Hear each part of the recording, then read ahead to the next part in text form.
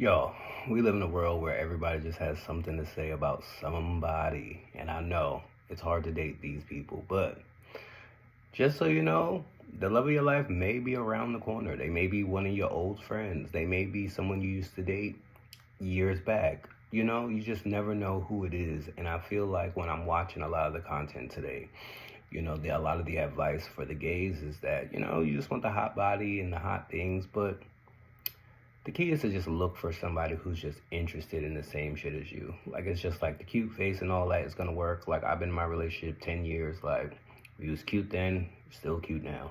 But we also built a friendship and a foundation before anything else. And so, that person may be out there for you. So stop looking at all the people and all the things that everybody else wants and lock into who is around you and who is interested in what you want to do.